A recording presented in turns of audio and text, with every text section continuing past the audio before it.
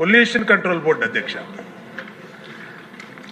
చాలా నిర్లక్ష్యంగా pollution control board అసలు ఉందా లేదా, అసలు ఆ బోర్డు కానీ దాంట్లో ఉన్న టాస్క్ ఫోర్స్ కానీ దాంట్లో ఉన్న మెంబర్ సెక్రటరీ కానీ ఎక్కడా కూడా పని చేస్తున్నట్టు ఎక్కడా కనపడతలేదు అధ్యక్ష.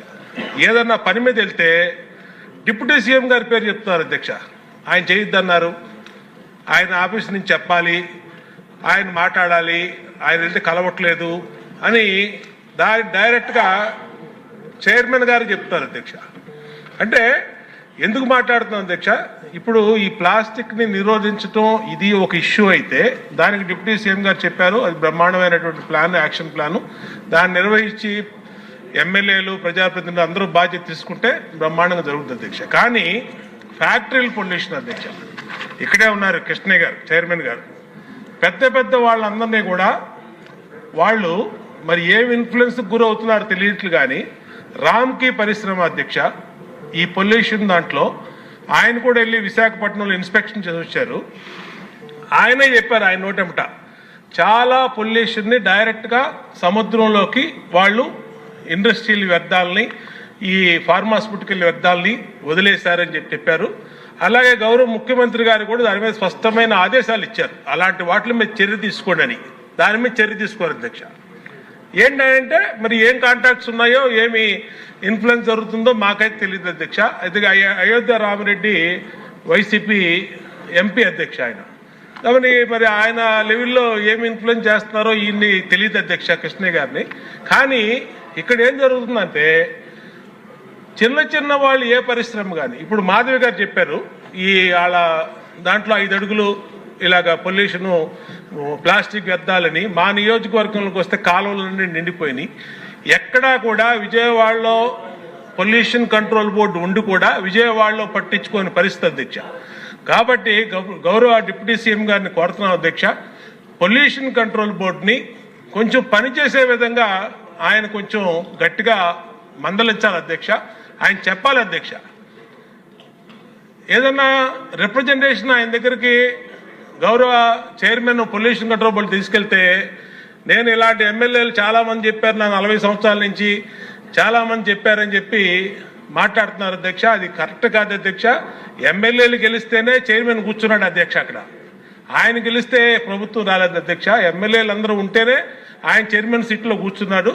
కాబట్టి దయచేసి ఆయనకు కూడా విజ్ఞప్తి చేసేది ఏంటంటే, పెద్ద పెద్ద చేపల్ని పట్టుకోండి, మీరు యాక్షన్ తీసుకోండి. అయోధ్య రామిరెడ్డి రామ్కి వాళ్ళని ఎందుకు వదిలేశారు, మీరు ఎందుకు వదిలేశారు చెప్పండి. ఈ సభలో ఇక్కడే ఉన్నాడు ఆయన. అది చెప్పకుండా చిన్న చిన్న వాటికి 100 కారణాలు చెప్పి ఎక్కడో ఎన్జిటి వాళ్ళు ఒప్పుకోలేదని లేదా డిప్యూటీ సీఎం గారు ఒప్పుకోలేదని వాళ్ళ పేర్లు ఉపయోగిస్తారు. అంటే pollution control board is very limited ఉంది, మనకి చాలా మంది ఇంకా హైర్ చేయాల్సి ఉంది. గత ప్రభుత్వం కూడా నియమించాల్సిన సభ్యులను నియమించలేదు, కావాల్సిన సిబ్బందిని నియమించలేదు. Pollution control board is real. నేను ప్రాక్టికల్గా గౌరవ శాసనసభ్యులు బొండ ఉమామహేశ్వర గారు చెప్పిన దానికంటే వారికంటే ముందే నేను చాలా లోతుగా దీని మీద అధ్యయనం చేశాను అధ్యక్ష. చేసినప్పుడు ఒక షార్టేజ్ ఏముందంటే ఎంప్లాయీ షార్టేజ్ చాలా ఉంది.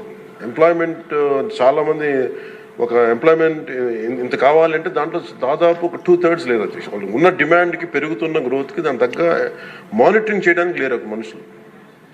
అలాగే దీంట్లో అవకతవకలు ఉన్నాయా అంటే గౌరవ శాసనసభ్యులు చెప్పినట్టుగా ఫస్ట్ పని చేయాల్సిన ఎవరు అధ్యక్ష? అర్బన్ బాడీస్ పనిచేయాలి, మున్సిపాలిటీస్ పనిచేయాలి.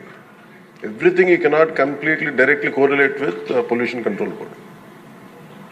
అలాగే వారిది నేను ఒక ఆయన సరిదిద్దుకోవాలో లేదంటే నాకు తెలియదు, కానీ ఒక మాట అయితే చెప్పదలుచుకున్నాను. ఇది అందుబాటులో ఉండరు, ఇవన్నీ తప్పు. రాగానే గౌరవ మనకి చైర్మన్ గారికి కూడా చెప్పాను, first pollution control board open చేయమని.